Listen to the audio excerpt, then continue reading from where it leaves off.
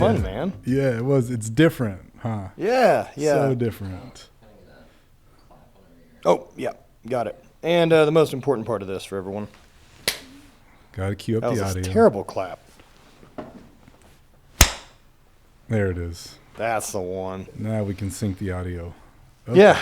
And so, I mean, you've been doing personal training in here and around Montana and then got hooked up with these guys. Yeah. Yeah. Helping to fix Rob's body. Yeah, which is cool because I remember when he first came to me, he messaged me and he's like, man, I just had to do a shoot where they asked me to jump on a box and I just felt really unstable. And it was something as simple as that caused him to be like, I need to get this under control. And we started that had to have been last August. Dude, I think I was here because I know Rob did a shoot outside with like the assault bike and some box jumps. And I want to say it was for some of their shorts. And I was actually training. It's like, I'm really oddly in places at like weird pivotal moments for people. Yeah. Like for some reason I was in Miami like when Steffi and Hayden bought their house, and like I was there the day they closed. Okay. There's like all these like weird things that I was there for that. Like, just happened to be there. Those little synchronicities are cool, man. Yeah, you kind of get that cool behind the scenes part of it, you know? Yeah. Yeah, Rob has been one of the easiest people that I ever have worked with. Not easy because of the what we have to do, but that he's just such a self-starter. Right. You know what I mean? And he learns so quick that for me, what I really just need to do is show him the water trough and he just can go right up and drink and he does it so well. Yeah, I mean, you find someone like that, you know, those of us who want to do the work, but maybe don't know enough. Right. And you find people like that, man, you're just putting the bumpers on the pool lane, you know, the bowling lane for them so they don't stay out of the gutters and get hurt. Yeah, absolutely. We're not smart enough by ourselves. We'll just run it into the ground. Right. And the humility that comes along with being able to admit that, I think is really cool on his part too. Yeah. You know? Well, I mean, people get caught up in that so much, right? And I think especially with like current climate that we're in, and you see it, you know, you'll see people make a comment or a post in right now with the Black Lives Matter movement or any of this other type of stuff. And they're like, well, I didn't see you posting about this 8 months ago. Yeah. Yeah. Like, what's wrong with the answer of, I didn't know enough? Yeah. Like, yeah. You're supposed to be able, if you can't ever say you were wrong, you're never going to be able to grow and learn. Yes. And like, why do we try to hold people accountable to this thing that, well, you made mistakes in your past? Like, fucking course I did. Absolutely. Absolutely. And I've learned from them since. Right. Yeah. And man, I'm 37, and I hope at 40 and at 45, I look back at me and I'm like, yeah, that guy's a fucking idiot. You know? Yeah. You know, a lot of my work is in coaching, mostly from an online setting. So I founded a company called the High Performance Health Academy, and it's an online school for high performers and entrepreneurs, but it's all online. Right. And so we have our curriculum mainly in video format. And every so often I go through and I see what the curriculum looks like and I update stuff. And as I'm going through the curriculum, I kind of laugh to myself and think, is that how I thought? Yeah. Last time I did this, that was my train of thought. That's what I was telling people to do. And on one hand, it makes me like slap myself. But on the other hand, it's like, okay, that's the growth. That's the work I've been doing. Well, and growth and everything should be experience-based. Yeah. Whereas so much now ends up being, I think people, because of how much media we're exposed to, people chase information but don't ever apply information to see what worked for them. Right. And I think people also get so dogmatic in the idea that it has to be this black and white issue on so many different things instead of like, maybe this just wasn't for you. That doesn't mean it doesn't work really well for them. Or there's a big difference in how I would train at 25, 35, and 45. Yeah. And should be. Yeah. I have different goals. Why do you think we do that? Why do you think we Um, why do you think we take that information and then not do anything about it? I think a lot of people really have a fear of this idea of being wrong. Yeah. And I think the ego makes a weird check there that like, or maybe not wrong, but like hold people accountable to like, well, you used to say this. Yeah. And like, man, I think people are scared of change and scared of growth. And like, people don't accept that there's that many different chapters in your life, that you're supposed to have a different look and a different perspective looking back at them. I mean, people get caught up with an identifier, right? That's something we've talked about a lot, is this identifier of like power lifter or big guy or whatever this thing, or Rob, being more in the bodybuilding side of things, especially with, Dana and what their brand is and everything like that. Yes. Well, what if I start running? And then a fear approach that like, will people be on board? And then luckily you have someone like Rob, who is such a driven guy and confident that fucking cares. Yeah. They'll get on board or they don't. This isn't for them. I'm doing this to make me better. Yeah. And that's something that I admire about him too, is we talked about this before we started running. It was on a Friday and we were going to start the running 2 days later. And I asked him, I'm like, so what do you think is going to be the feedback from doing this? He's like, you know what? I don't care. Right. That's what I want to do. I don't care. Yeah. And I love that air of confidence that he holds in that. Well, it's hard to fuck with people who know who they are. It's very hard. Right? And like, it's very hard. Especially if you know who you are enough that you're also willing to laugh at yourself. Yes. And be bad at a thing. And be willing to be seen being bad at the thing. Right. That's the next thing. Well, you're supposed to be bad at things. Yeah. You know what I mean? Like even us talking about the other day of me doing some running or especially cycling. I do not have the build to ever be a good cyclist. I can be a better cyclist. Sure. Than I've been before.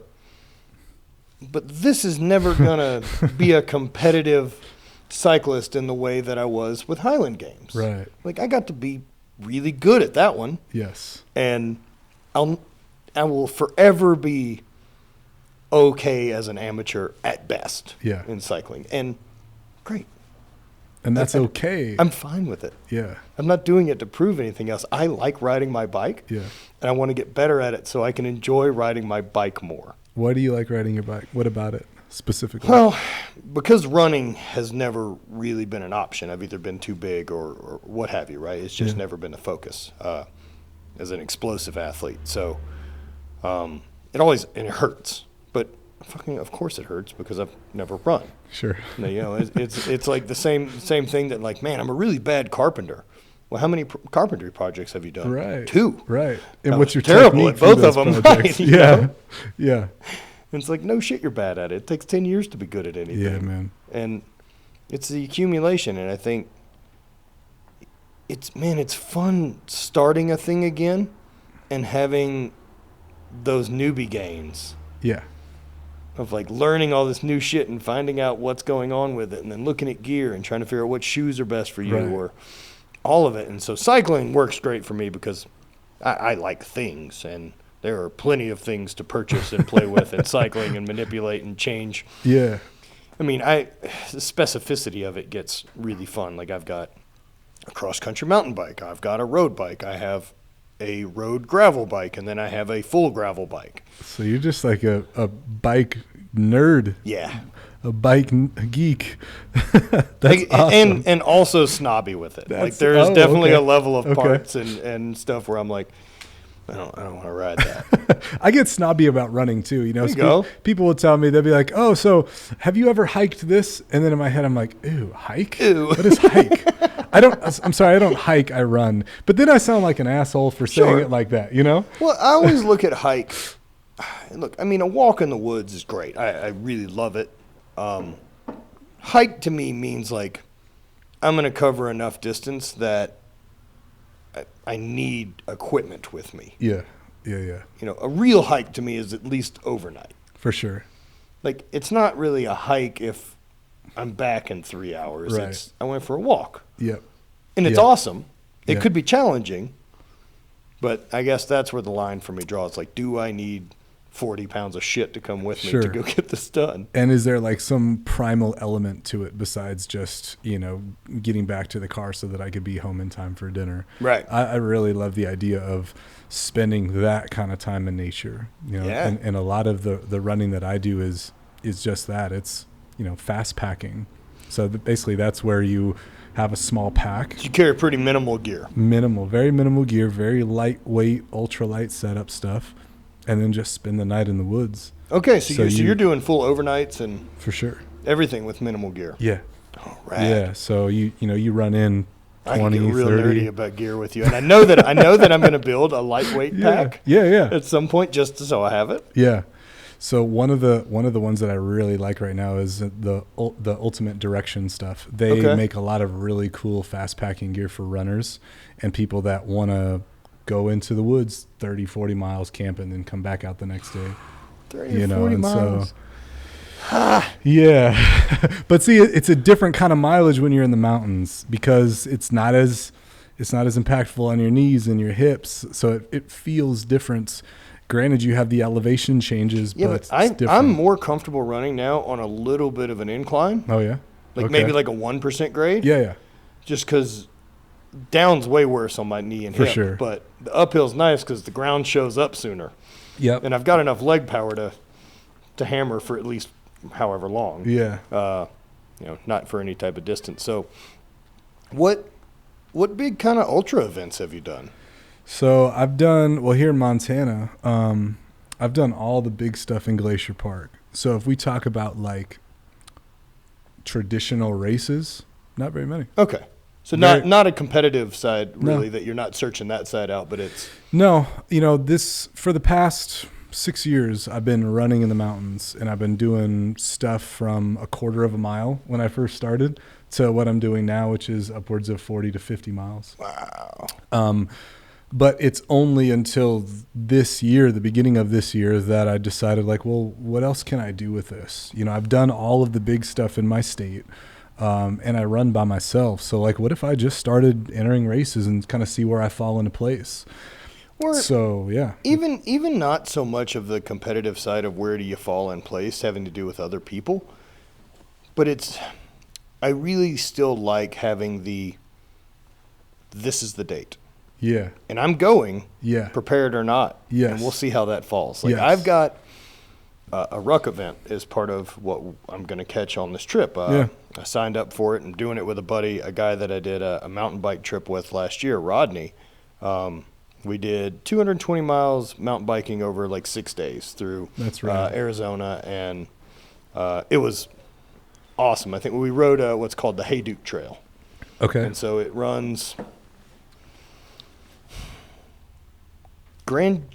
outside of Grand Junction to Moab. Okay. I think, if I remember correctly. oh cool, But it's awesome. It's basically all big fire road. yeah, It was great. We'd ride the bike for 5 or 6 hours a day and then camp. But it was a fully supported deal too. So I mean, it's easy. You basically Yeah. carry whatever you need that day on your back, mostly and water. then your buddies meet and- you up the way or something. Yeah, there was an Yeah. F-350 that followed us with our Yeah. tents and food, and they cook for us and do all that, right? That's cool. But I've started picking up gear to do bike packing stuff on the gravel bike. So I've got a little bivvy sack and a little lightweight sleeping bag. So that, man, I want to do that. Like go do another 200 or 300 mile thing Hell with a yeah. buddy. And since I've got the truck set up the way it is, I could have my chick, Bonnie or Brant, play support Mm-hmm. if we need it. Mm-hmm. And then they can camp. It's easy enough, right? Yeah. That would be just, cool, man. I just like being away. There's something about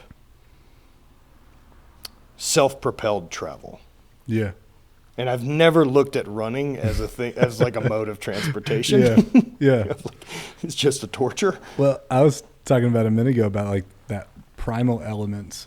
I think that's what I love about running so much is like, I don't run in the road. I don't run through the neighborhoods, but just being in the mountains where nobody else is, like you get to tap into that primal piece. Yeah. And getting away and being able to like, I guess almost like become a predator as well. For sure. Is really cool. It's For really sure. cool. I mean, they also talk about study-wise that, like, if you can spend 30 or so minutes in a green space that, right? Like, so the oxygen, here it's already cheating. The air here is incredible. Right.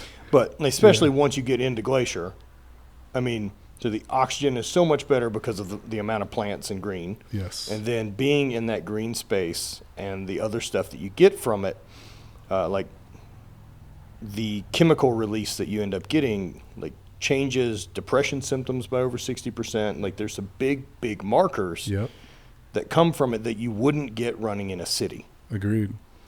Like we've measured it. And so like one of those things you can do to manage anxiety and depression is like if you can get to a park and go for a 20-minute walk, it'll cut it down.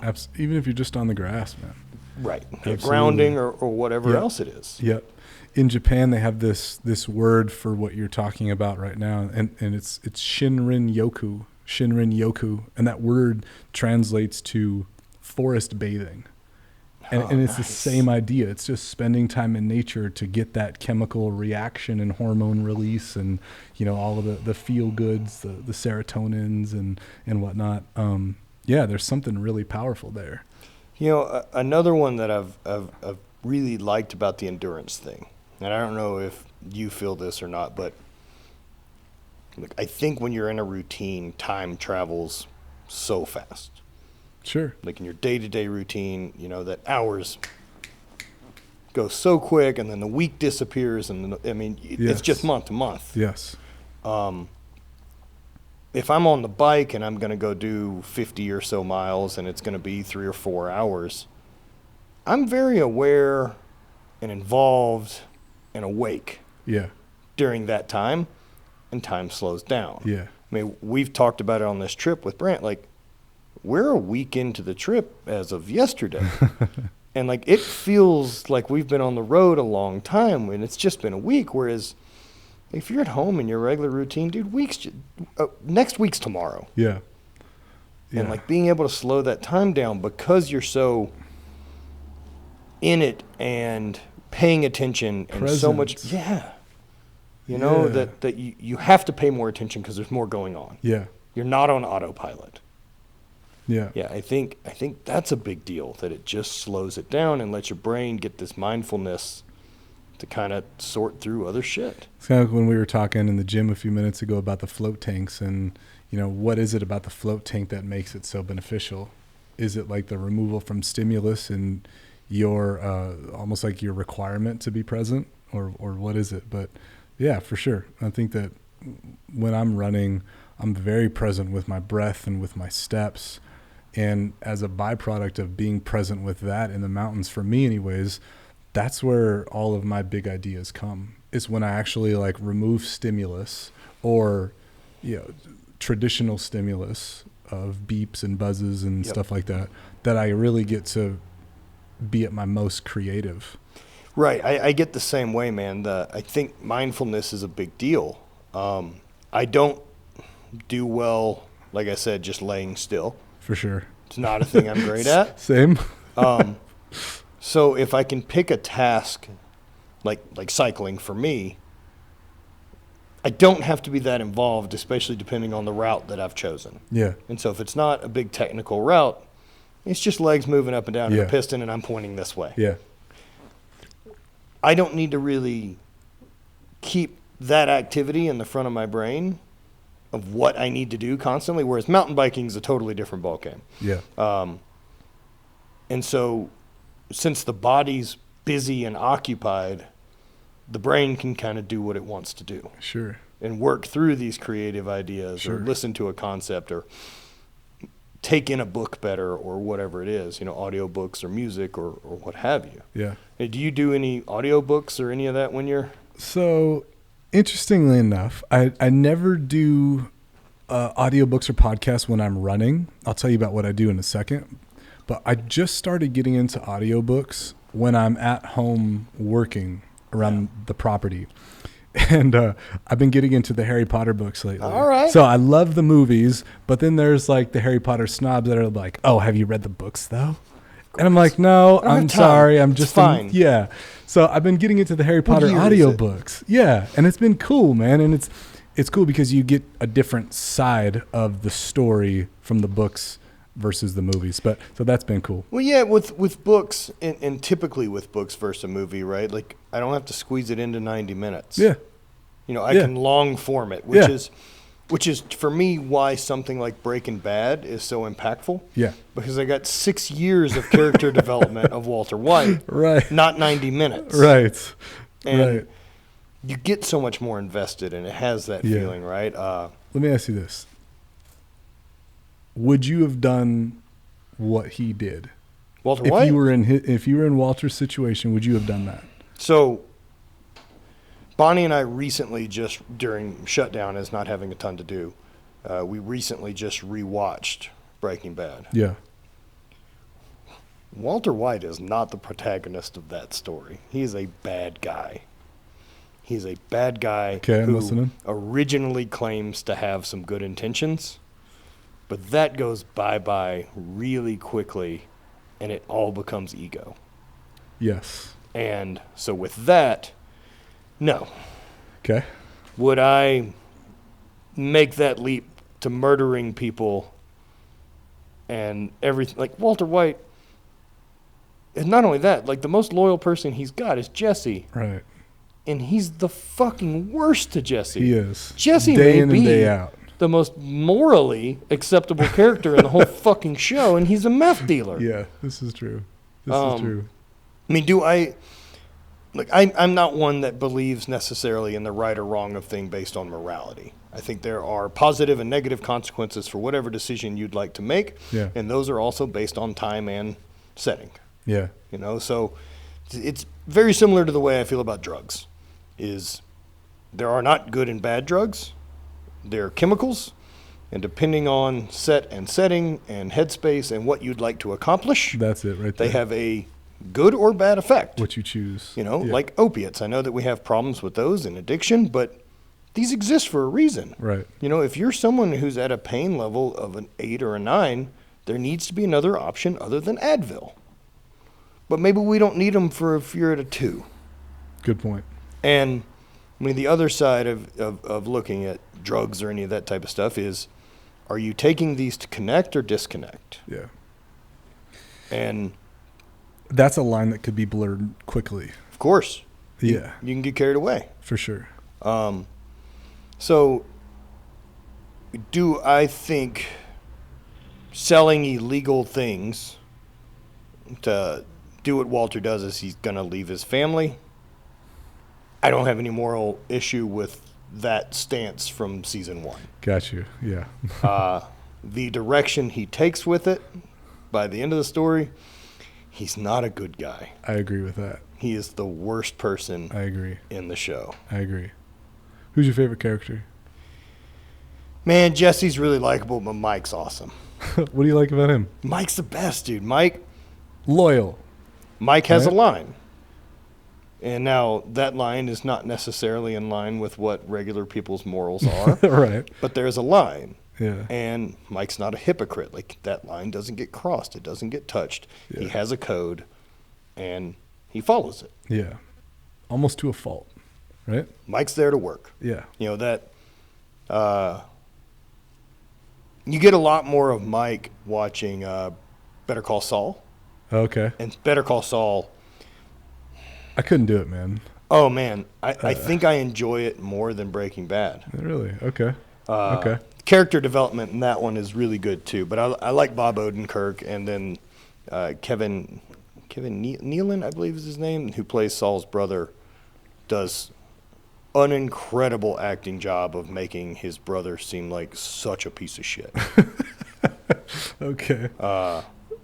What about El Camino? Did you see that? Yeah, that was good, right? That was great. Like I needed that so bad because everybody loves Jesse. Because I think that for most of us, we can all relate to being a Jesse at some point. I know I was. Sure. I know I was used to being manipulated and taken advantage of, and not not using my voice when I needed to. And so, like, you have that empathy for him, and we all wondered what the hell happened to Jesse Pinkman. I needed that. He ended up in a situation, and Walter's in the same spot, and I like shows that end up that type of, that line where it is, Ozarks is very similar, where your characters are essentially always choosing between, this decision kills me now. This one at least gives me a chance to make another decision. Right.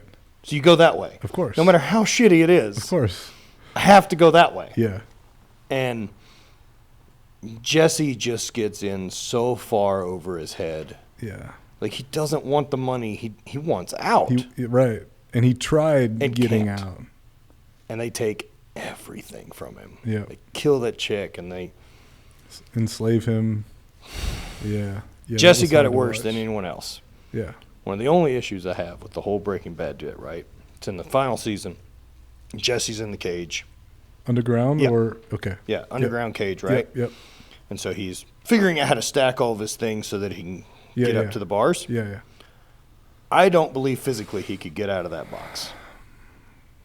I don't think after being trapped in there and malnourished or whatever it is that you have the ability and leverage to get that door over while hanging from grip strength and then get himself out of it. Right. I haven't seen that guy exercise in 6 seasons of the show. I just don't think that's why they didn't show him getting out of it. They were just like, cut to him running across the field. Away. Yeah, right. Yeah, man. Not getting out of that box. One of the most, I think, like, the scariest people on that show to me was Todd.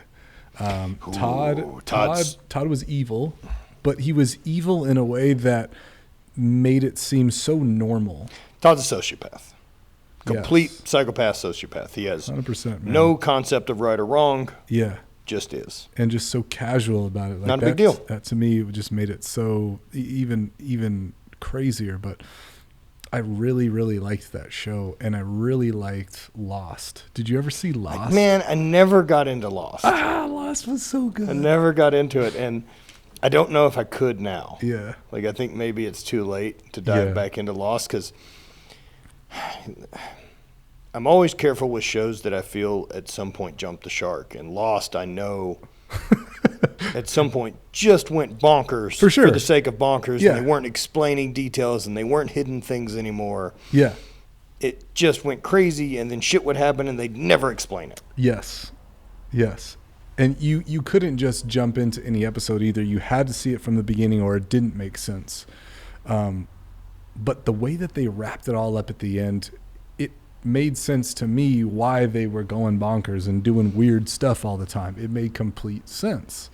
But Lost is another one of those shows. Now, the way Lost worked, right? Like, I mean, man, it's been a minute, but essentially this island was kind of stuck like a purgatory, right? Of like stuck between timelines. Correct. Okay. Correct.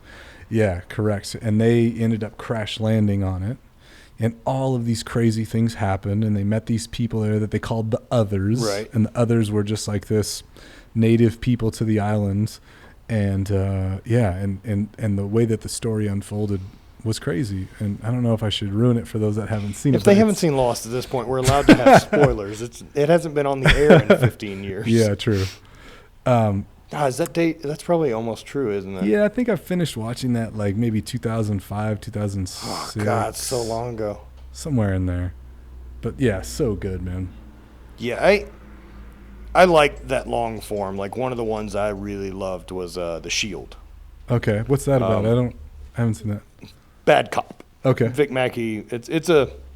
It works enough with like the Breaking Bad kind of everyone's bad guys. Yeah. Okay. Okay. Yeah. There's no actually good character in the whole thing. It's just all bad guys. The Shield's a great watch. Ozarks, Everybody keeps telling me you got to check out Ozarks, it's great. But I'm not there yet. It's really, really good. Jason Bateman's awesome. He's phenomenal. And then the breakout star of that show is the girl who plays Ruth. Okay. She kills that role. The acting's great, the portrayal of it's great, and the tension just doesn't let up. It's very much that, like, this keeps us alive. This kills us now. Which do we? Yeah, choose? he's like between Kansas City Mob and Cartel Okay. is who he's constantly trying to appease Got you. and just stay alive because they'll just kill our whole family. That's how this is going to end. Damn, that's crazy. And You know, I was watching that documentary on the Highland Games yeah, on yeah. Netflix because I was trying to get a peek. It's like Home Game or something like that, Yeah, right? so yeah, exactly. And so I was trying to get a peek into your life and your experience, and I saw that, and I'm like, this is for savages only. I mean, It's a fun sport, you know. I guess I never took it that way, right? Because it felt really similar to what track and field was for me in college, doing shot put, discus, and hammer. right? I don't know, man. I guess my perspective, like, I know that I get guys that I competed with in powerlifting and strongman and Highland game stuff that have that like this fucking man tough shit, right? And And then then fling this pole 70, 80 feet. Yeah, and the part of me that always looks at it is like throwing rocks in a field. Like, Okay, we could oversimplify to yeah, that. well, Okay. sure, but I mean, like, Okay. I have enough spare time in my life, Yeah, and things are comfortable enough yeah. that I have the ability to get really good at throwing a rock in a field, and then people want to measure it. And then they want to cheer it's- based on the measurement. It ain't a tough thing. Like, it ain't Yeah. grinding it out for your family. It's a Right. fucking hobby. Right. You know, no one needed me to throw that rock. Like, it's That's a good not point. gonna make the records of the universe that Yeah. what I did as far as tough shit. But it's a great sport. How'd you get involved with that? Like, is that your heritage or what? No. I think some background. I'm probably French or Cajun or Acadian. Okay. Somewhere like that. So not even close. Okay. But after track and field in college, like, Yeah. you know it exists. And Got it. then by the time I got into strongman was kind of really at an infancy within the States of like people kind of like, oh shit, you can amateur contest and Yeah. go do it. And this before a lot of social media had taken off. And so it was message boards and stuff like that you would find people on. So I did a Highland game and I took really well to it after being a really average strongman, a really average powerlifter. Okay. Just the background and skill set that I had, and then the handful of years of getting really strong, Okay. played very well into the sport, and I found success pretty quickly in it. So your story then, like your timeline of athletic events was track and field first, and then strongman. Yeah. Then Yeah, so track and field in college, and then Okay, gotcha. afterwards it was opened a bike shop and did nothing other than ride for kinda and get fat for 5 years and Okay. poorly run a bike shop. okay. And then once that ended and I got a real job, I got into strongman. My brother had got into it, and so I followed him into that, and he was pretty good at it. He got to compete as a pro for a while, Cool. and then Okay. did some powerlifting with some other guys I was training with, Yeah. and then it was fine. Yeah. And then did a Highland Games, and immediate was like, this is the one for me. Yeah. And within 2 years, I had won 2 amateur world championships, and then by my 4th year competing, I'd taken second at a professional worlds, and 5th year I won one, and then 2 years later won a second, and then Sheesh. never finished off the podium in Yeah. the other 9 years I competed. That's really cool that you kind of like in a way stumbled into that and just excelled so quickly. And while I trained very, very hard for it, right, it was something I took to very well. Yep. Like it would be harder for me to be good at cycling than it was for me to be the best in the world Yep. at Highland Yeah. Games, right? My skill set just played well. Yep. Now with running, do you athletic background growing up or? Yeah. So I've done a lot of different things in terms of like sports and everything, but I think that like my first love was baseball, and that was the thing that I was pretty good at when I Okay. was younger. And I'm left-handed, so first base was my Right thing. on, big reach. I got a big reach. Yep. And so I really loved playing first base. Did that for a few years, and as I got older, I realized that man, I'm kind of undersized. I'm a little skinnier. So A few years. What level are we? So I'm playing like Little League as a kid, doing really well in Little League. And then as I started getting into like junior high, realizing that's maybe I need to try something a little different. So I got into skateboarding. Okay. Started skateboarding because I really didn't have to have a lot of power or size for it.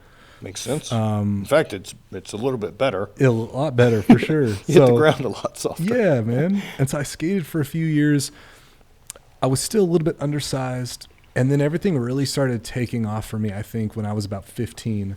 And when I was 15, I went to the fair with some friends, and I got on one of those mechanical bulls. You ever done that? I have. Yeah. I'm from the South. I'm from Louisiana. So you know all about I've done plenty of dumb shit. Yeah, okay. So I got on this mechanical bull, and it's the first time I had done it. And I remember watching people getting thrown off and, slung around and everything. But I was up there, and I was sitting good. He was turning the machine left and right and bucking it up and down, and I was hanging on pretty tight. And I made the whistle or whatever you would call it. 8 seconds or whatever. And I was still on top. And I remember everybody cheering for me. And I remember getting off and having this high of just doing something really cool that I didn't think I could.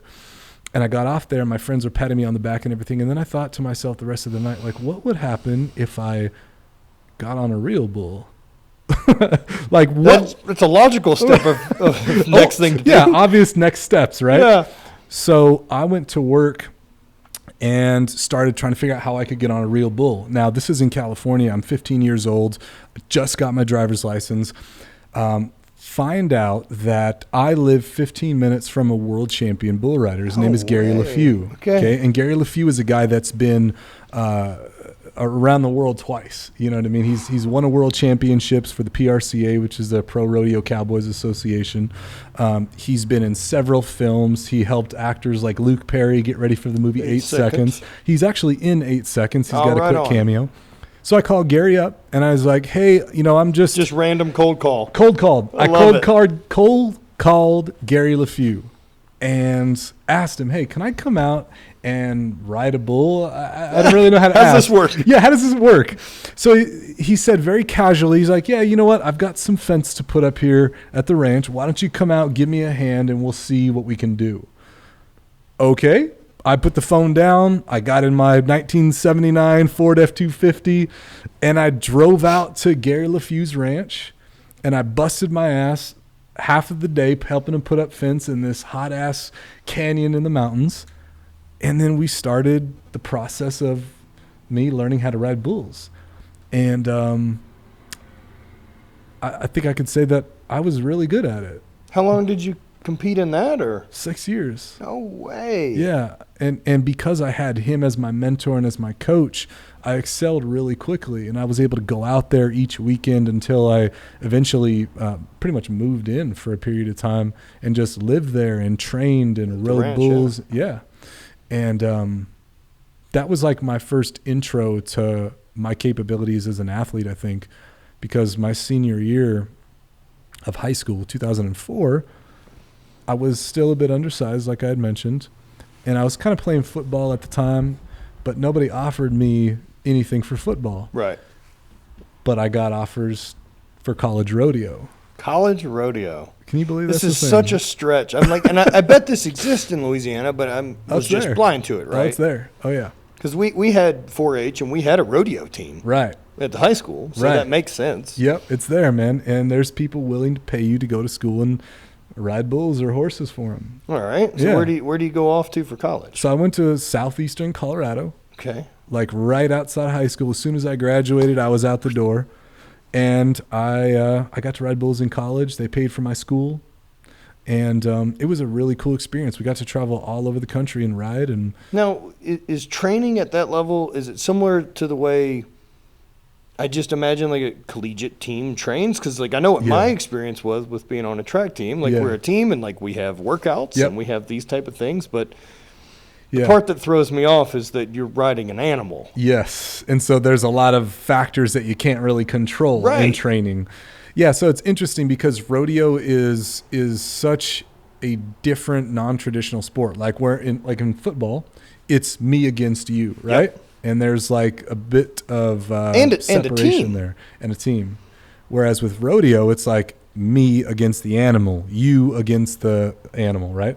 So it's different. There was a lot of individualized training that we would do, like working out and being in the gym. I think that at that time, I was probably one of the only people that was actually training in a gym whereas everybody else was just training in their own ways elsewhere. It's crazy, right? You mean that if everything stays the same, but you got 2% stronger, you'd possibly be better right? at this thing? But see, in early 2000s, in rodeo at least, that really wasn't one of those things that we looked at. It's still not that as thing. effective. How many runners don't feel that way? How Right. many For sure. cyclists don't feel that way? For sure. Especially endurance, like, I don't want to get bulky. Yeah, exactly. That fucking comment. Exactly. Like, I promise you some muscle mass on your skeleton's not going to hurt. Yeah. It holds it together. I agree, man. And that's like with my Instagram account. I mean, I'm focused on helping athletes in the mountains through strength training because it's so important. Stability is so important. Having strength as a runner is critical. So, yeah, I'm helping trying to get that point across. But now, with the bull riding, did you, like, mentality of it, did you feel that you're riding, are you trying to beat the bull, or do you feel like you're trying to work with the bull? There's two parts to it. Number one is I'm trying to not allow my emotions take over, because a lot of bull riding is, it's like, that feeling you get in your stomach when you just have butterflies and everything's going 50 different directions. That's the good stuff, dude. That's the good stuff, right? In bull riding, it's taking all of those emotions and all of those butterflies that are going every which way and trying to get them on board to go the same direction. So it's a mental game for sure. Yeah, there's a really great line I've used a lot, and I like it talking about that. And I always talk about that being competition anxiety. No doubt. Whatever it is, these butterflies. And so try to explain to people, because I get that question a lot. I'm a better competitor than I believe I was a gifted athlete. Yeah. Right? Sure. I'm a gamer. And so people talk about that, like, how do you not freeze up and have the anxiety get the best of you? And so this line, I think it's Mike Tyson's old trainer, Custom Auto. Okay. And it's essentially that anxiety or those butterflies are fire. Mm-hmm. And so the hero and the coward are both neither immune to fire. They both feel it. It's just as dangerous. However, the coward lets it get out of control, and it'll burn his house down and ruin his life. Whereas the hero can figure out how to work with it and forge tools and warm his house and cook his meals. But it's the same fire. No so different. what you choose to do with those butterflies to either elevate you to that next level of performance, or let them get the best of you and crush you and paralyze you, that's up to you. I like that analogy. Forge tools, those tools being the skill sets that we need to be able to come through when the pressure's on. Yeah, man. And as a human, man, the confidence that comes from knowing you rise to the occasion when challenged. Yes. That lends to so much in your life. And if you avoid that anxiety, that feeling, instead of pushing through to see what you're made of, dude, you miss it. Yeah, I agree with that. And that applies to work and life and relationships and all of it. I always think about that, like that competition anxiety. And then, the other side of the competition anxiety, when people ask, it's always that, well, I was aware that none of this mattered. And so, in the grand scheme of the universe and how long the planet's been here and all these type of things, how far I throw a rock today, world championships or not, isn't going to make the record books. Right. And for me, none of my PRs are going to be on my tombstone. Yep. So do your job. Yeah, they're not going to remember you for that. This is what you trained for, man. Just do your fucking job. Exactly. This is what all of it was for. Yes. It's to show up now. Exactly. And that's the other part of bull riding is it's a dance. And that's really what I love about riding bulls is, people will say that it's really rough and you're getting jerked around and it's got to be really dangerous, which there's definitely a danger element for sure. But when you're in tune, like when you're in sync with an animal and you're matching the animal jump for jump and you're in a good position, it's the smoothest thing ever. And it's maybe for those that are listening, like maybe you've ridden a bull before and you've done it well. It just feels so fluid and it just feels so like wonderful. It just well, feels that's so the flow good. state, right? Like that's yeah. that's the good stuff we all chase. And that's exactly it. That's the thing that we all chase, that we all work for, that we forge the tools for, is those that moments. moment shit goes quiet. Oh my gosh. And it's just yes. there. Yeah, and for me, that was like my favorite part of bull riding, is just being able to like be in sync with an animal and match it move for move in a way that was respectful for the both of us. You know, it was never about hurting an animal, or it was never about right. any of that. It was just like, can I match this animal jump for jump, skill for skill, wit for wit? And the bulls are athletes too. I mean, I always have a feeling they know the game. Absolutely. And that's another thing. They're not dumb animals.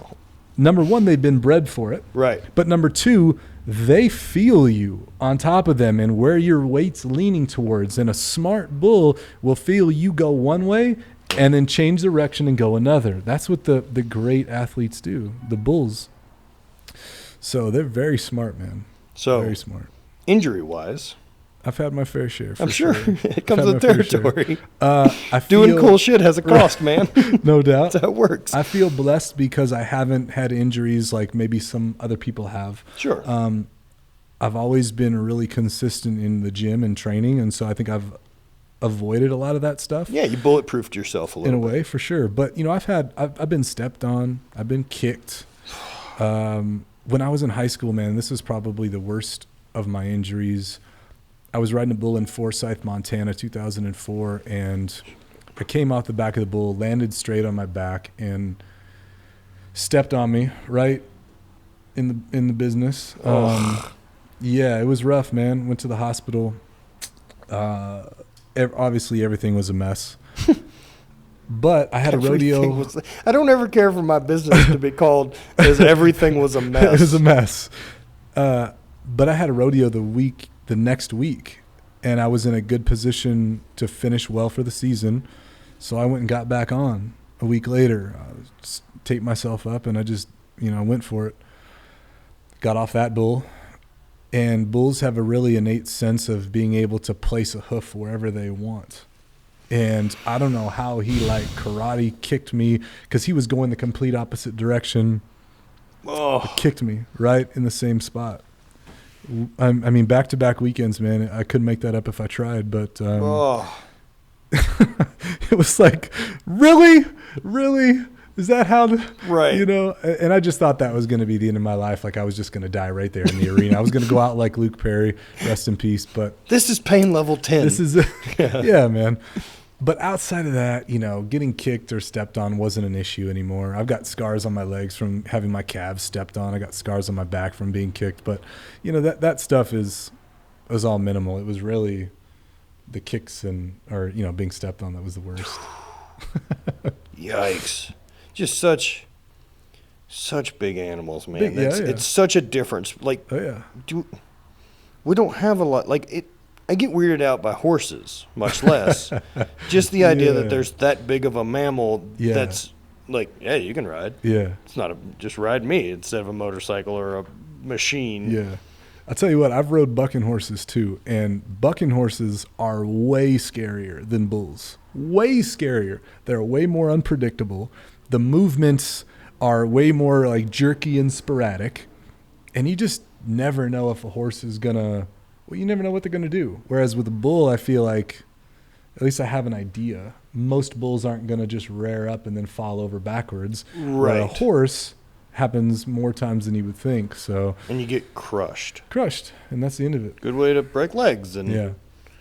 Man, just such gnarly animals. Yeah. There's so many weird things in sport, like the difference in competition, like we were talking about with team sports, and football is a different type of competition that still has a collision, but it isn't all on you. Yes. Right? Or baseball is a way different strategy sport. Yes. And then like what I did, and while this was head-to-head, I always went into it with, I'm going to throw as far as I can, and that's just going to put me wherever that puts me. I don't have any control over anything anyone else does. Yeah. And so how far anyone else throws, sometimes it fires you up to have, if someone gets me by a couple inches, all right, we're in the ball game. Right. But if someone's got me by 10 feet, Sure. What are we doing?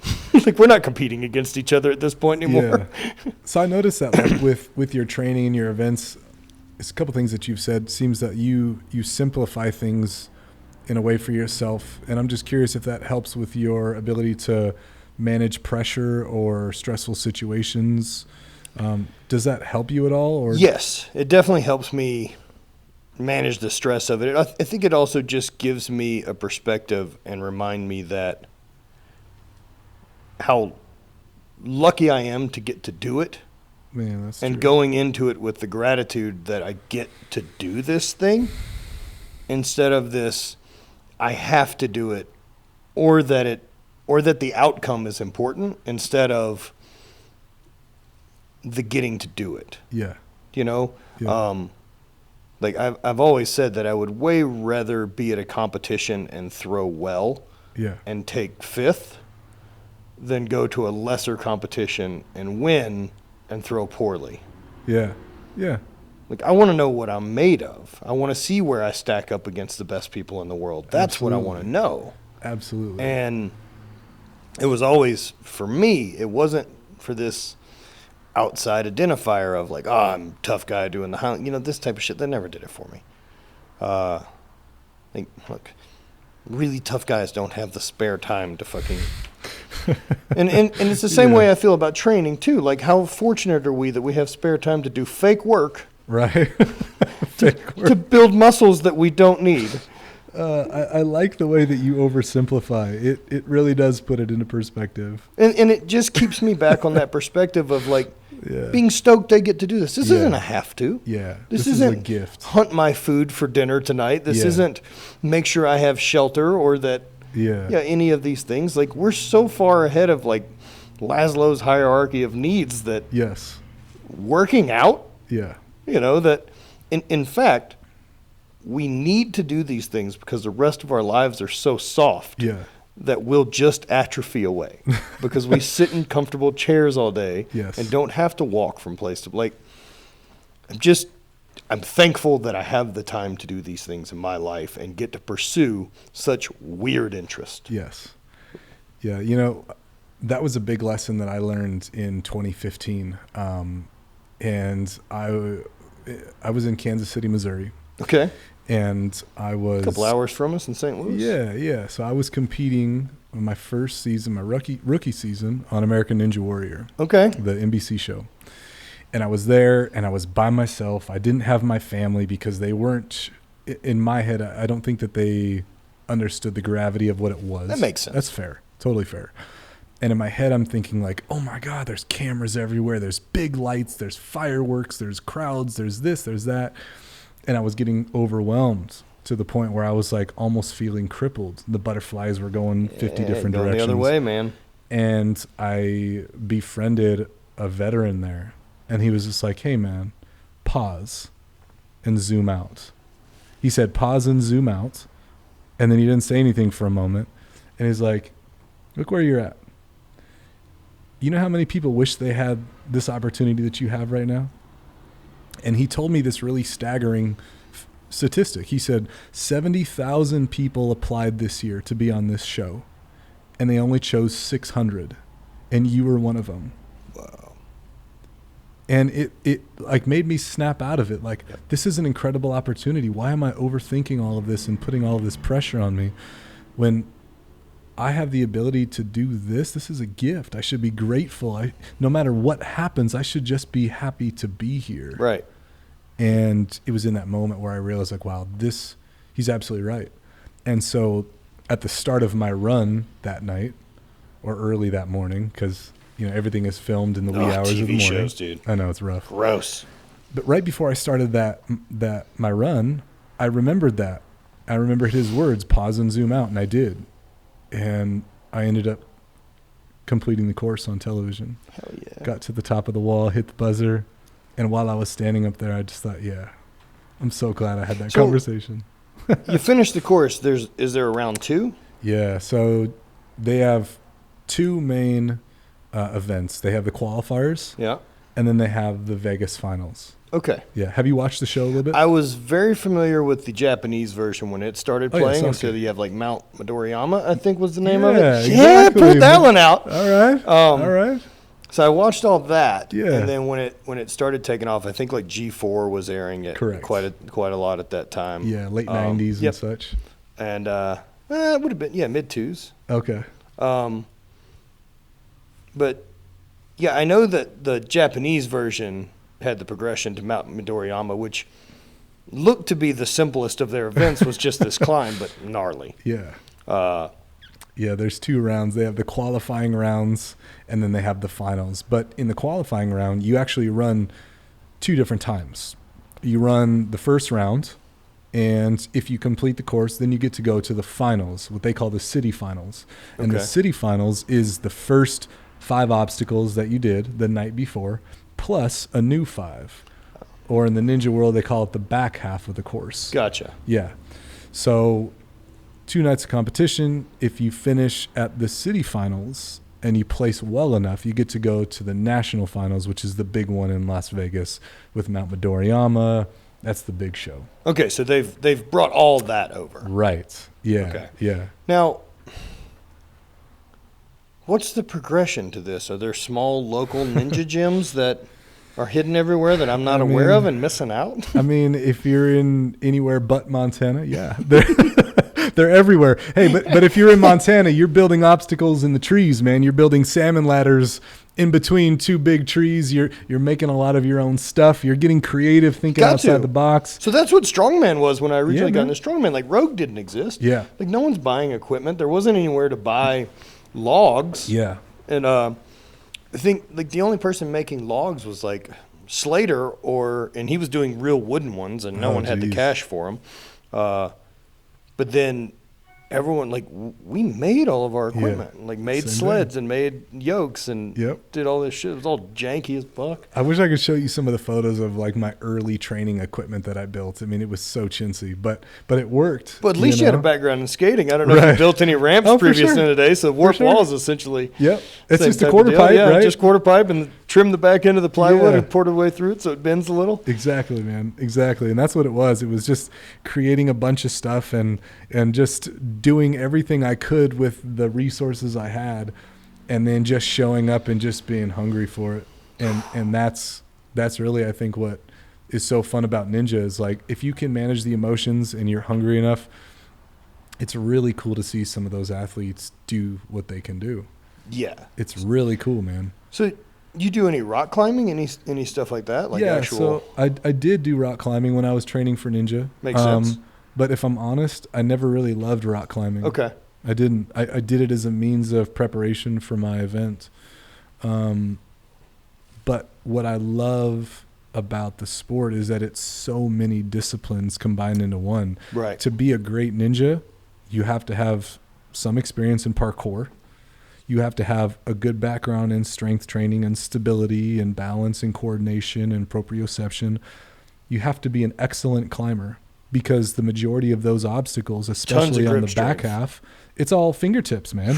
It's like you're climbing and you don't have your whole hand. You have your fingertips. I think people watch it and just don't get any concept of it. And I know that like seeing some things in person and being like, what do you mean hold on to that? Yeah. It really, when the ledge is, like just one digit of your finger. Right. And that's where I really tried to put my focus, was in my grip strength and rock climbing. Because at the time, the climbers that were doing the best, guess what? They were all climbers. Weird, Every one of them. Shocking. Yeah, that's the skill set that translates to the other things No doubt. enough. But if you don't have that one, no doubt, the other stuff doesn't. Yeah. You're not going to get through. Yeah, for sure. Yeah, there's definitely like a body weight limit. You see guys who do well in that show. There's just doesn't play well if you're my size. Agreed. We're not great climbers for long term. Yeah. You can't get enough air in through this to feed muscles long enough. Yeah. Yeah. But ninja was a lot of fun. And I trained for that for 5 years. I competed on 2 different seasons, and it was a cool chapter for sure. A really cool chapter. Man, that's wild.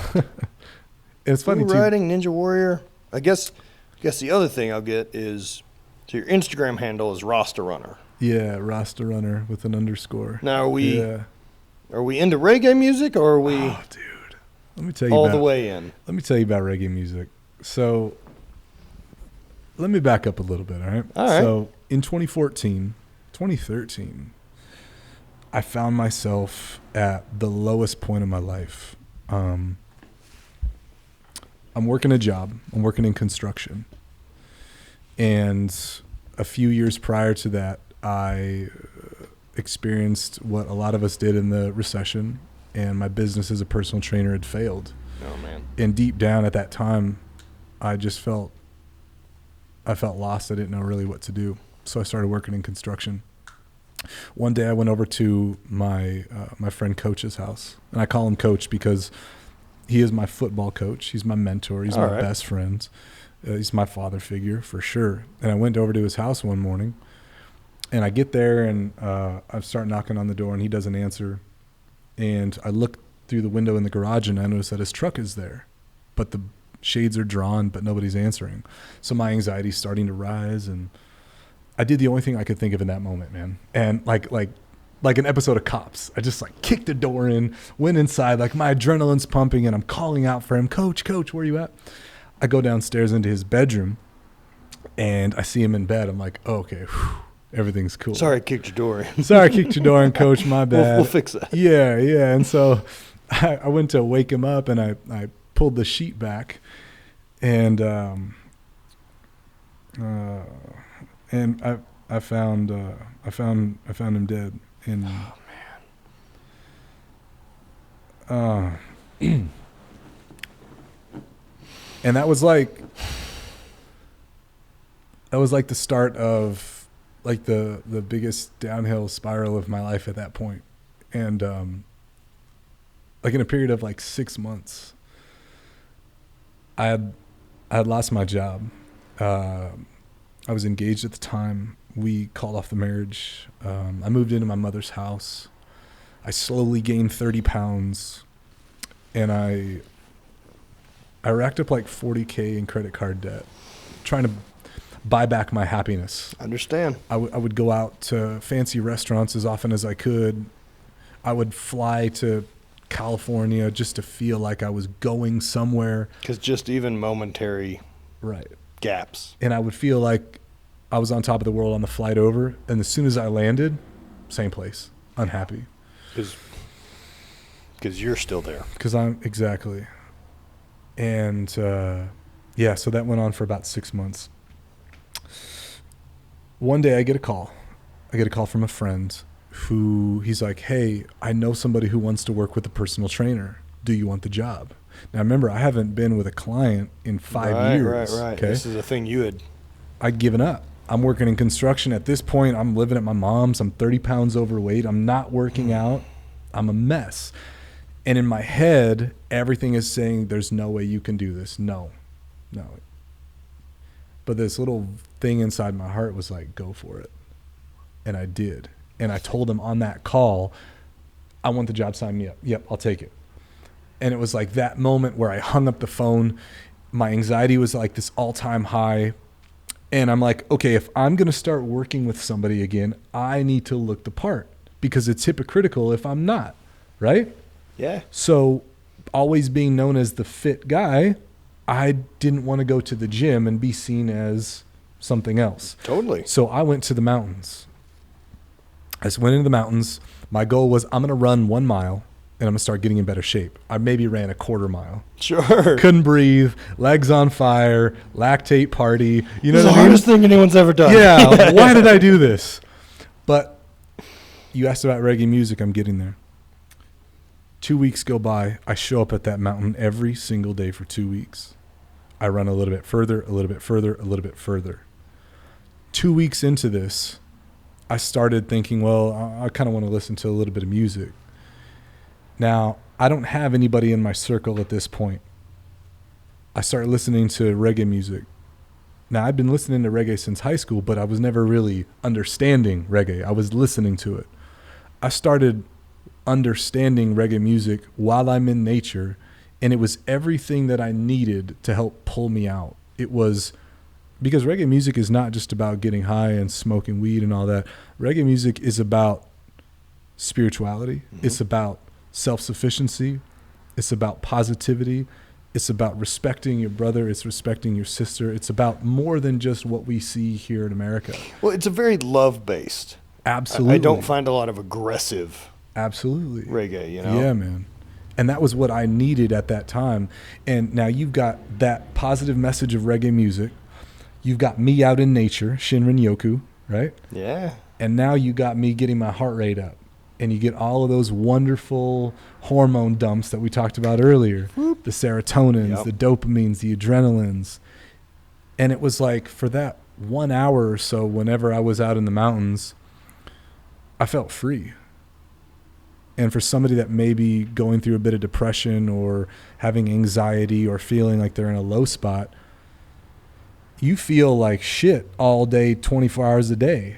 But that little one slice of the mountain time for me was freedom. And it just became so addictive for me. And so now that's why you see reggae music on every post on my Instagram is because reggae music in a lot of ways saved my life.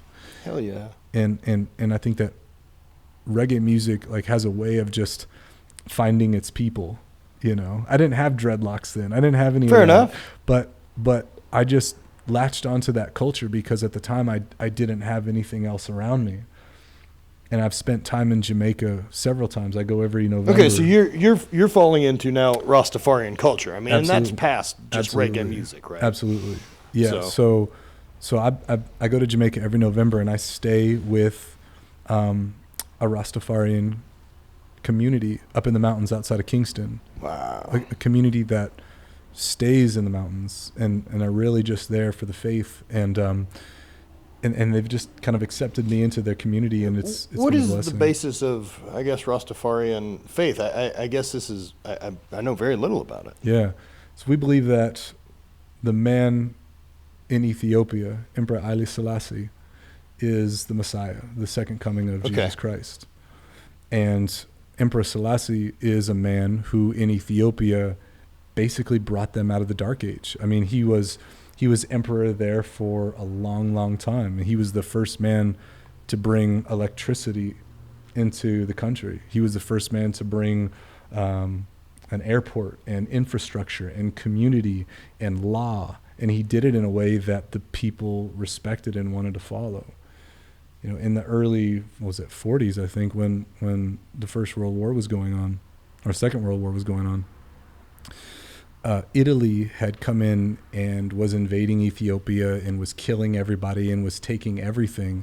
And it was Emperor Selassie that went to the League of Nations to try to get funds and protection for his people. And he was able to save his country from Italy at that time. Because Mussolini was just going around and just wrecking everything. Well, the English did it in the Congo. Absolutely. There's, tons, right? Yeah. And so we see Emperor Selassie as the man who is the protector of the people, and the community that I go stay with in Jamaica are very much in tune with that as well. And so every November I go and I stay with them for what's called Coronation Day. Okay. And Coronation Day is a 4-day celebration for Emperor Selassie as the time that he was crowned emperor in Ethiopia. And so we celebrate him for 4 days straight, 24 hours a day. It's really intense, not gonna lie, all day and all night, but it's incredible. A lot of Jamaican dance hall music? More roots. Okay. Yeah, so dance hall is different than roots. Okay. So if you think about like if I was to put it in American terms, dance hall would be like what you would hear in a club. Roots reggae is more of like the spiritual side of the music where we're praising Emperor Selassie and talking about the brotherhood and things like that. So where would something for your regular folk, where's Bob Marley fit? So he's more in the roots category. Okay. Absolutely. So more that style of music. No doubt. No doubt. Because you hear in Bob Marley's music, he speaks of Jah or Jaja. You know, he says that quite a bit, or His Majesty. He's speaking about Emperor Selassie. Okay. Yep. Yeah, so he did a lot of root stuff. And what's cool about Bob Marley, too, is when he was younger as an artist, they were pushing him to do more dance hall type of stuff, more club stuff, drinking, partying stuff. And he said, no, I want to speak about His Majesty Emperor Selassie I. And so that's what he did, and went against the grain and did everything that everybody didn't want him to do, and was a major success in Jamaica. Well, major success. Yeah. And paved the way for everybody else. Everyone else. In the genre, which is cool. Yeah, whether that's, the whatever version of it is that we got with Sublime, or anyone else along the way, right? Sure. Because you hear guys like Sublime doing covers of a lot of like original roots reggae artists. A lot of that stuff comes from Jamaican music. Man, that's super, super rad. Yeah. A lot of reggae music stems from ska. So, and that's kind of where it started. If Emperor Selassie? Yeah, Selassie. As he's taken as this second coming of Jesus, this Messiah figure.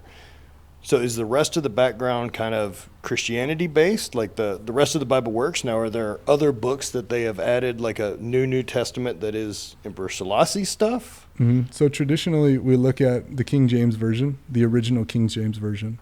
Okay. Yeah. Right on. Yeah. That's like a lot of the original text. But the thing with Rastafari too is that everybody believes something a little bit different, and there's I guess there's different levels to it. There are different sects of Rastafari. Sext as Makes sense. We have the same thing in Christianity, right? Absolutely. So you have different sects of Rastafari, like 12 tribes. So 12 tribes is 12 different belief systems within Rastafari. But then you have like the traditional Rastafari. Then you have, another type as well where their beliefs are a little bit more extreme than others. So there's a lot of different beliefs around it, but what we can all agree on is that His Majesty Emperor Haile Selassie is the ruler, is the creator, is now the Messiah. Is there infighting between sects of Rastafari with everything else, or does the belief structure and this kind of love and well-being overpower it? I think that would differ based on who you ask. I think that there is a little bit of disagreement between, but I think that that's as far as it goes. There are certain sects of Rastafari that have really strong beliefs where maybe that would cause an argument between someone else, but I think that's as far as it goes. But like you nailed it. Rastafari is a love-based idea and a love-based faith, and I think stand for that, man. Yeah, that's way better than guilt-based. Absolutely, right? A lot of things go. Absolutely, and so there's a lot of different levels to it. And one thing that's really helped me to kind of process everything and find what exactly I believe in with it is that it doesn't have to be a quote religion. It doesn't have to be something so strict that if you don't follow it to a T, you're not considered one of the brethren. And for me, as I've kind of come into it, that's really helped me along my way, and having mentors and guides throughout the process as well. I still speak with a couple Rastafari elders regularly. And what's crazy is I do it through Instagram, through like live streams or FaceTimes. Yeah. Because it's still. I mean, we have the technology, it's right? Crazy. It's great that we get to do that. Crazy.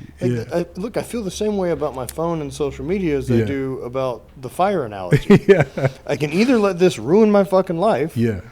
Or it's the greatest tool we've ever been given. Absolutely. It has all the information of forever. Yes. And you can do whatever you want to with it. I mean, how many people do we know make a living based off of that device in their pocket? No doubt. How many other people are miserable? They keep turning it on and looking at the same bullshit and scrolling through stuff they hate. Yes. And the beautiful part is you have the choice on what you would rather use it for. It doesn't care. Yeah. It has no opinion. Exactly, man. It's just like when I'm running hill sprints up the mountain. The mountain doesn't care that I'm there. You're there at all. It doesn't matter. And so am I going to choose to run up this thing and give it every bit of my soul that I can, or am I just going to walk up and be miserable? It'll be there tomorrow. Yeah, it doesn't care. Yeah, it's on it. I've started looking at nature in kind of weird ways and kind of looking at the planet, different timelines, I guess. Not timelines, but I guess interpretations of time. I think it's really easy to look at mountains or trees or any of these other things as just such a different object and maybe not an intelligent or thing that has intelligence or consciousness.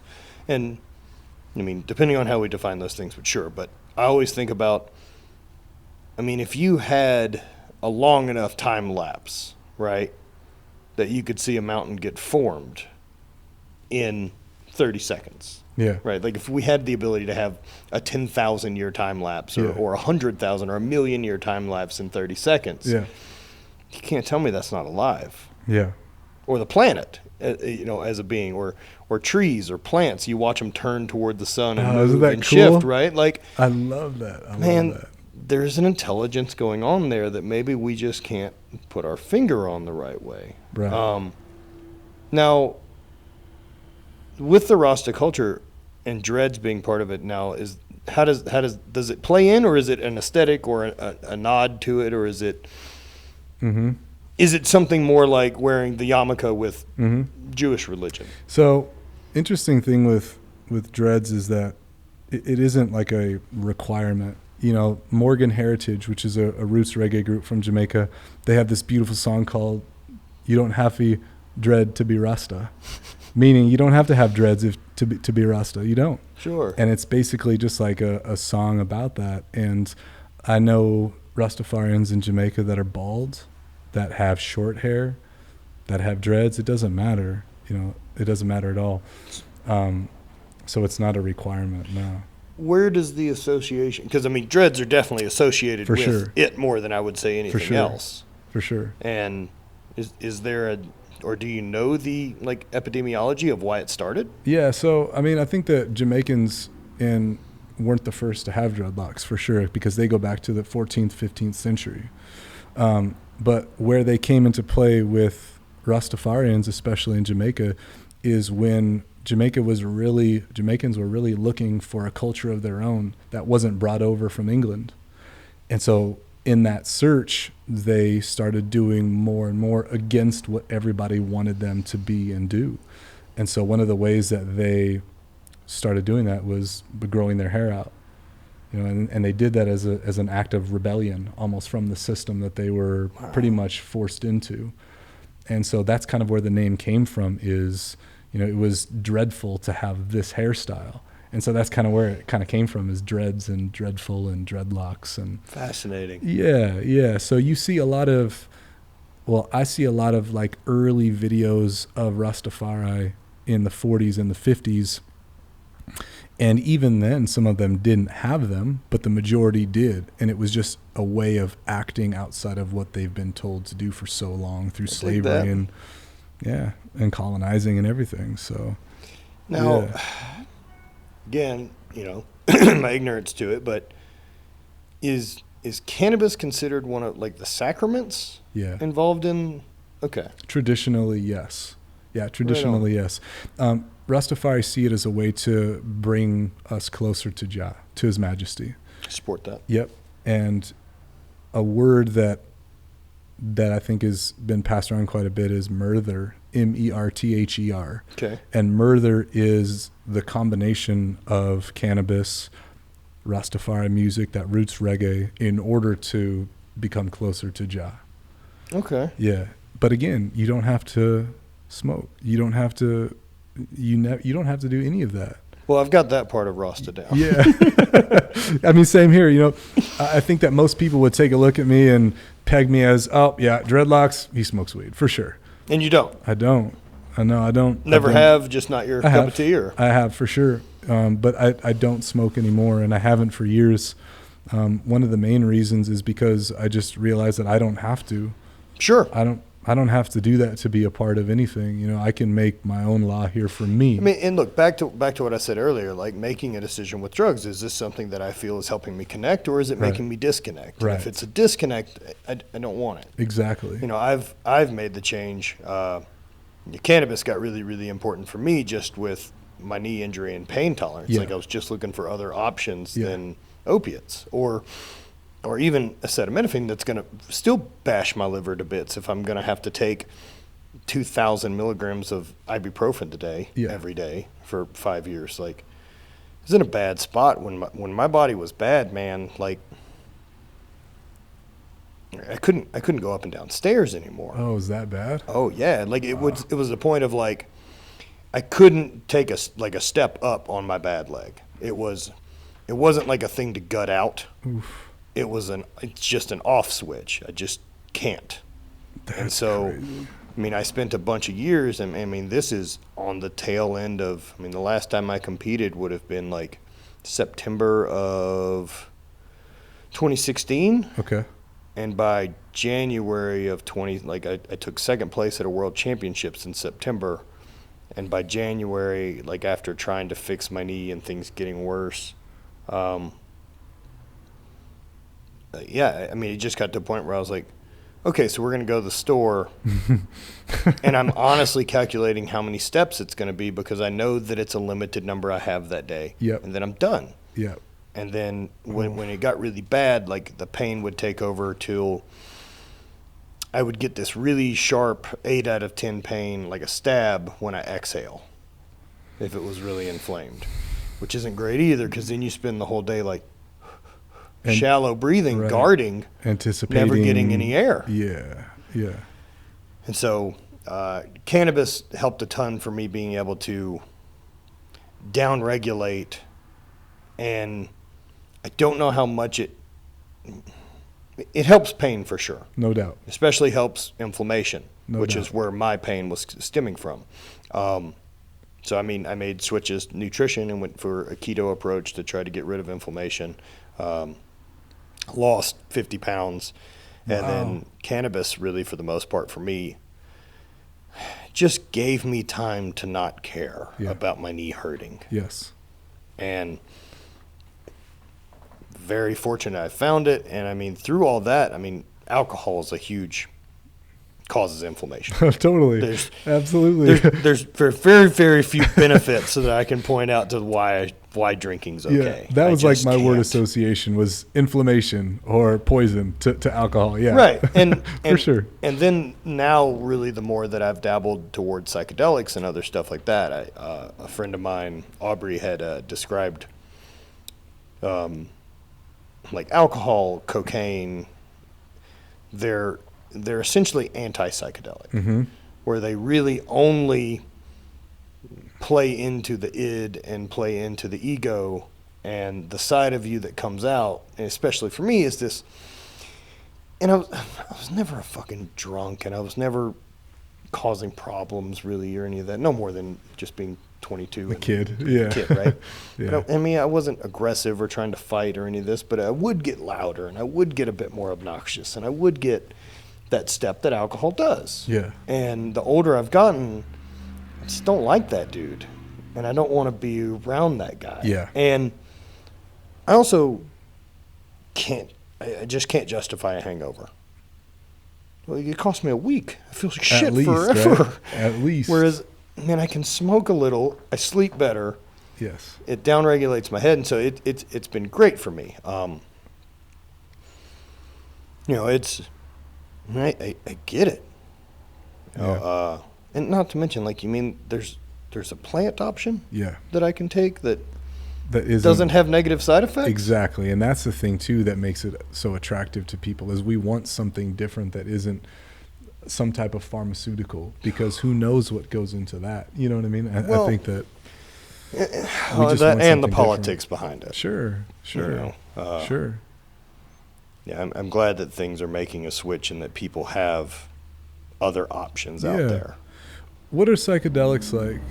Because What are they like? I've never experienced that. Okay. Outside of an irresponsible, immature kid, yeah, and grabbing some mushrooms. So I would so mushrooms I really like. LSD, it's fun, but there's a cost to it. Like you're down the next day. Dopamine's just flatlined, and you're just down. Recently, I've been playing around with more microdosing of mushrooms. And to give you an idea, like if I was going to take what's considered a heroic dose of mushrooms, is where they give. Well, it's where they give you. That's where the amount comes from. That like it's called a heroic dose, and it's about 5 grams or more. Okay. I've done that a handful of times, and I've had really, really great experiences and perspective shifts, and I've had really difficult journeys.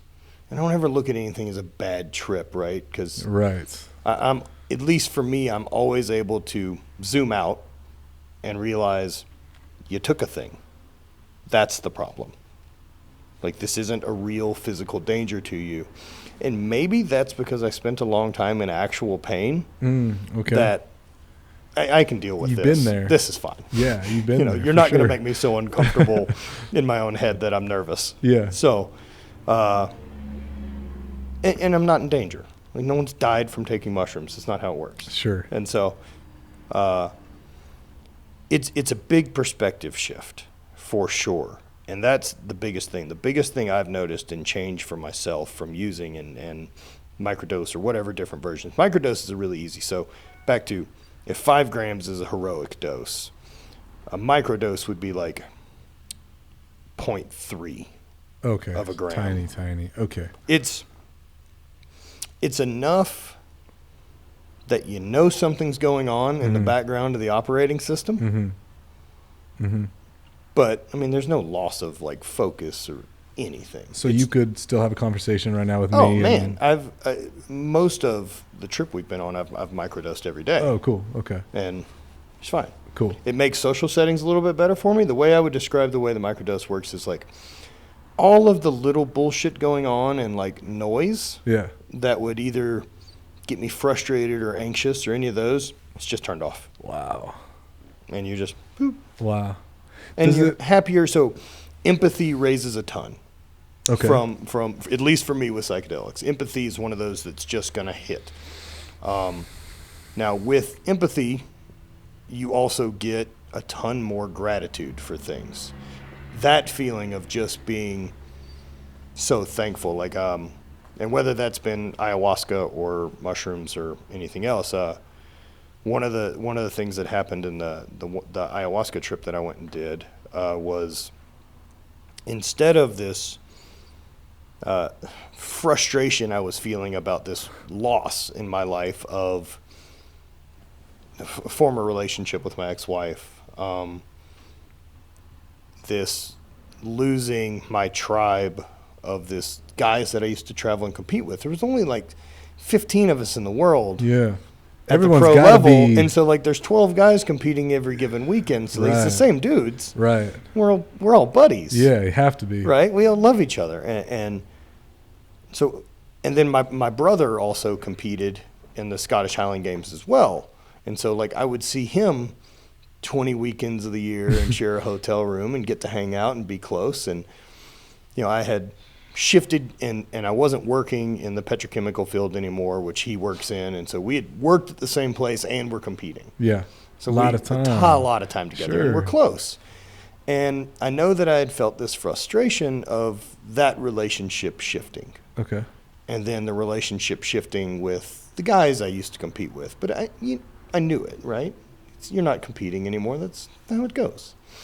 And instead of this frustration and wanting so badly to hold on to a thing that's not there anymore, I had this overwhelming gratitude that I ever got to experience this amazing window in my life with these people. Wow. Yeah. You know, and including my ex-wife. I mean, Yeah. we're still close and friends, and I'm very lucky to consider her an wonderful. ally. And just, like, man, because we had bad times, and a lot of it due to me being in pain and not fucking knowing how to handle my shit. Yep.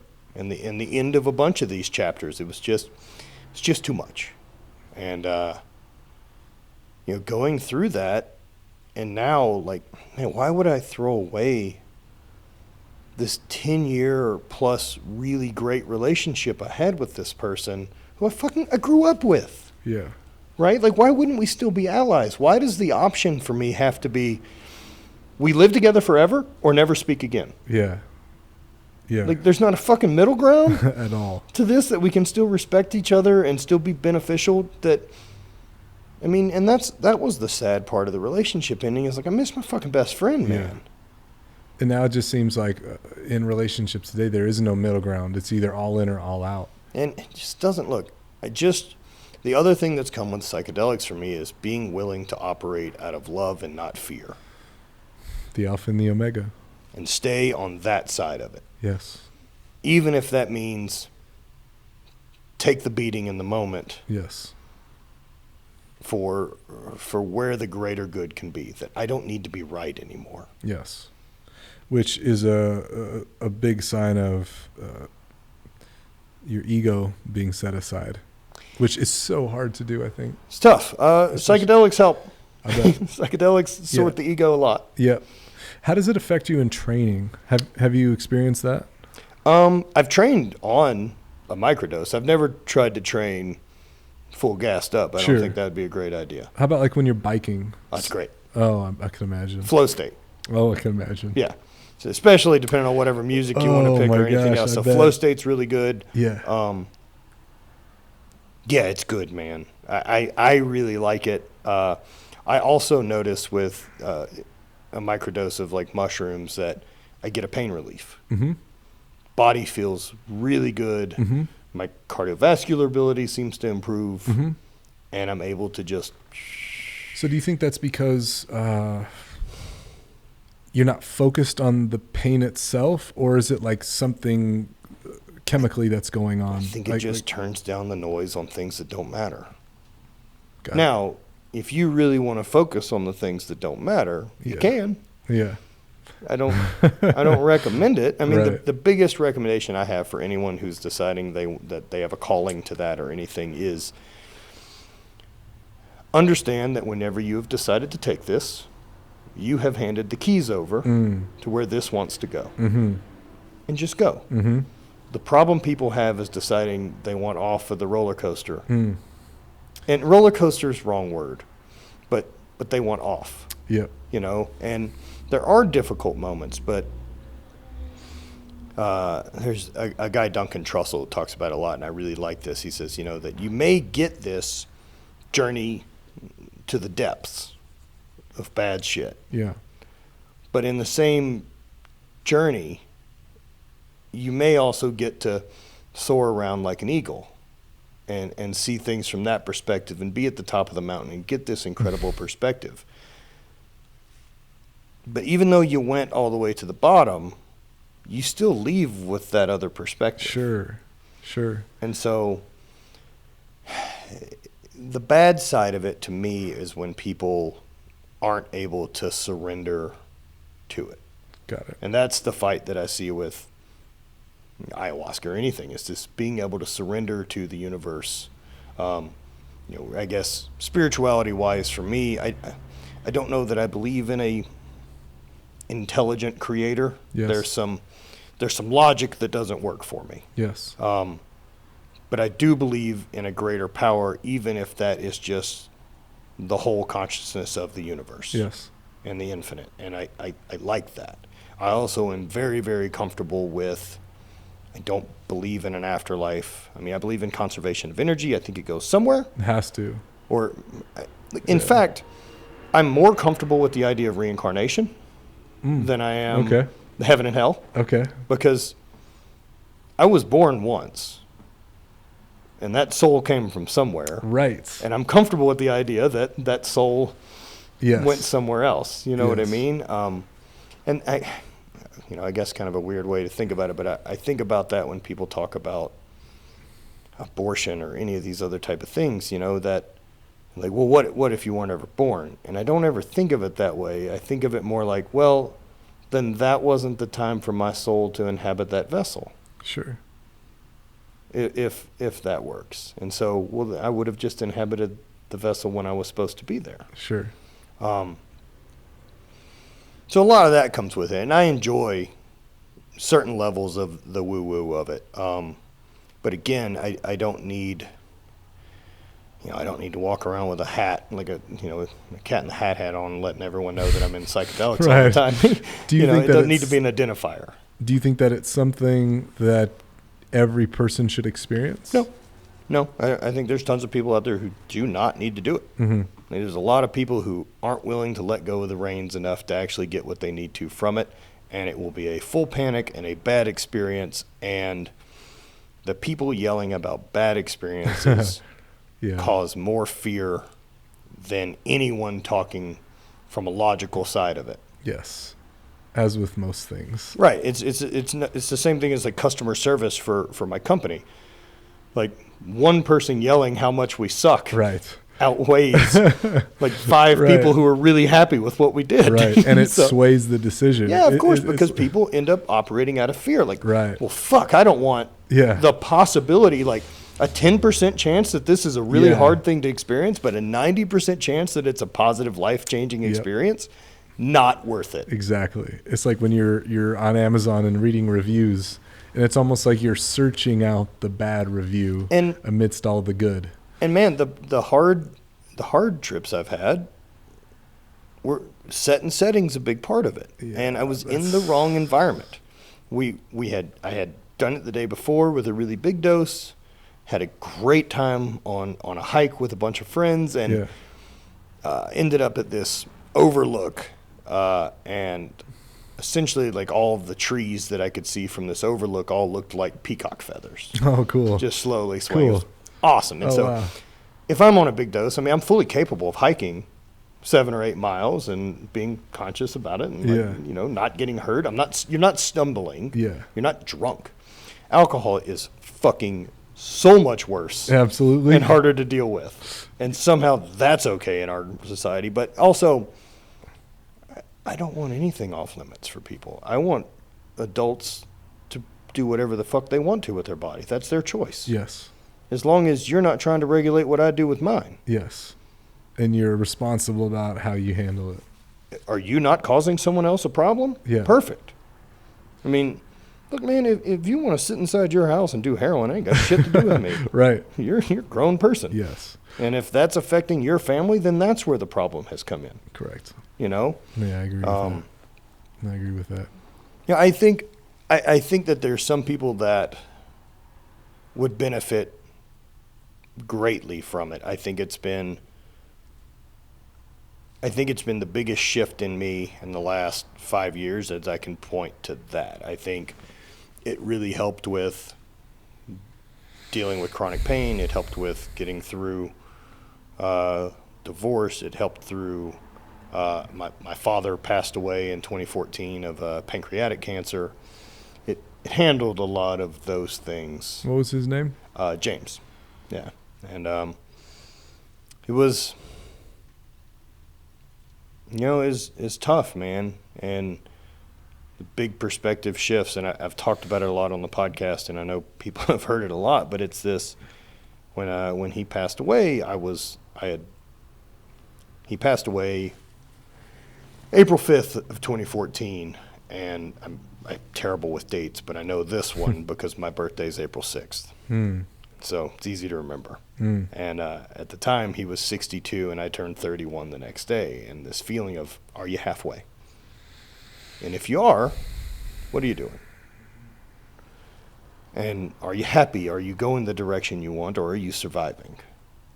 And from that point, things shifted. That's when later that year, I started the brand. Later that year, it just all kind of built this momentum to where we are. And it's letting go of the fear of it, right? Because look, I don't believe in an afterlife. So which that means either I can live a life in the rest of my years and my time out of all my time spent doing what I think's right and out of obligation to what society has chosen as norms or what alleged happiness is or pleasing other people or doing all these things, or I can pursue things that make me happy, make me a better person, allow me to make progress, and allow me to influence more people to leave bigger ripples in the pond when my time is gone. Yes. Legacy. Both of those decisions end with me in the ground. Yeah. So there's not a risk to either one. So why wouldn't you fucking try this path? I think so many people get this feeling of like, well, I would do it different next time. There's no fucking next time. It's only now. That's it. I have one today. Yeah. That's it.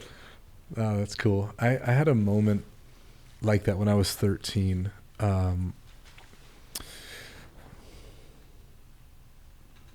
It was after school one day. I wanted to go over to my friend Ryan's house. I was in the car with my mom My mom didn't want me to go. I had my skateboard. I was skateboarding at the time. In a split second, I grabbed my skateboard. I jumped out of the car, slammed the door, and skated off. And it was in that moment where I knew I fucked up. No, but it was in that moment where everything changed for me, because I went out with my friend Ryan that night. We went skateboarding. We were on our way to a Christian skaters group. Okay. It was basically an event where they took a bunch of kids, fed them dinner, read from the Bible, and then we went and skated together as a group. Well, on the way there, it was getting dark, and I was a little bit ill-prepared for the situation. And I was walking in a crosswalk on a freeway off-ramp, and I didn't yield to the no crossing sign. And I think you can kind of guess where this is going. And I was ran over. And everything from that point kind of changed, because I was ran over more than once by the same person, because she realized, and this is all based on my friend who was with me, realized that she had ran something over, but then backed up because she thought that she was still under. Good intention. Right. Good intention. But everything changed for me at that point, because when I came out of that, I had several broken bones. I spent a lot of time in the hospital. I was in recovery at home for a long, long time. But what came out of it was, you learned you got to listen to mom. Right. and exactly. And she'll probably hear this podcast and be thinking the same thing and probably laughing right now. And Mom, I'm still sorry for the time that I did that. I know I've apologized 1,000 times. But what came out of it was this idea for me that was planted, that I could have died. Yeah. And people die for less every single day. And it always amazes me at how resilient the human body is, and then also how equally fragile that people slip and die. Yes. And so why the hell was I spared? What it was like I was faced with my own mortality, much like when your dad passed on April 5th. It's like, why was I spared? And what is my potential legacy? Kind of like what you just said too. And so that whole incident kind of sparked this thing in me to be open to trying every different thing, going down every back alley and street, trying to figure out, like, what is my real purpose? What am I here to do? What ripples for others can I help them leave in the pond? If there is an immortality, it's the ripples left in the pond that I think is all it is. No doubt. How do they affect the other boats left on the water? And dude, death is, it's one of those things, and I'm very aware of it, and I'm comfortable with it, that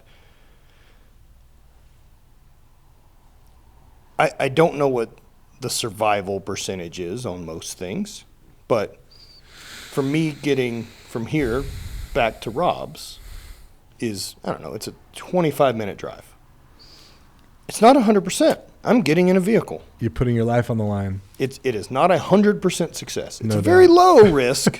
Yeah. Right? But it isn't 100. Yeah. And if that's the case, and I mean that's the other thing for me too, with like getting into running and cycling and then training different ways and trying stuff. Man, I went from being very capable to being in really bad pain in a pretty short window. Mm. I'm aware it can be taken from me. And so while things work, I'm going. Exactly. That's all gas. I can be in control of, all man. Gas. No, exactly. All right foot. Yeah, and I love that. I feel like you have a lot more wisdom than you do years at this point. There's a lot of miles. Yeah, for sure. On the machine. I've been fortunate enough to be around a lot of really smart, influential people and listen. Yeah. What's one question you wish more people asked you? Asked me? Well, I mean I'm also someone who loves the sound of my own voice. So there's not a lot of things I haven't covered. I don't know. I have to think about that. That'll have to be something I'll think about. You just have so much to give. I'm just curious. Yeah, I don't know. Typically, if there's something I want to say, I'm more than happy to figure out how to get it out. Yeah, I got you. I'll shoehorn it in there somewhere. But dude, that's coming up on an hour and 45 minutes. That's awesome. This is excellent, dude. I can't thank you enough for sitting down, man. I'll definitely I come through Montana. We've seen each other before. man. I show up in different planets. We need to go for a light run, casual Dude, run. I'm so into it. You could take me on the bike too. Perfect. I'm sure I'll struggle on that. You come struggle Yeah. with me in the mountains on foot, and it'll be good. Yeah, I would absolutely really, really dig that. Yeah. And where can people find you, Dan? What about your training? How do they, if they're Yes. interested? So I'm most active on Instagram and Facebook, but probably more so on Instagram. Makes sense. I'm there at _runner_ at the ends. And send me a message. You know, if you're listening to this and made it all the way through, thank you for being here. And let me know in a DM one takeaway or, point, or I don't know, just let me know that you listen to it. I respond to every message out there too. So yeah, come absolutely same, man. You people allow me to live the life I get to live. Yeah. I'm forever grateful. Yeah, I love the connections, and if you dig the feed and like what's there, stick around. Yeah, for those of you who are judgy dicks who don't like the show, quit listening. There's tons of other shows out there. I don't understand why you would bother. Yeah, man. Why would you listen to a thing you don't like? Exactly. Dude, again, thank you so much. And about you, anything we didn't cover that you wanted to?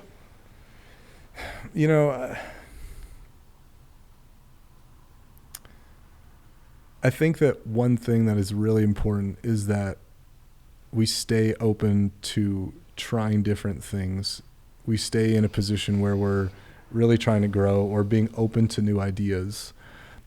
Because that was one of the things that I was kind of ashamed of when I was a kid, is that I had tried so many different things and people would mock me for that. Dan the skateboarder, Sure. Dan the bull rider, Dan the Rasta, Dan the this. And where it used to cripple me as a child, now I feel empowered like you wouldn't imagine, right?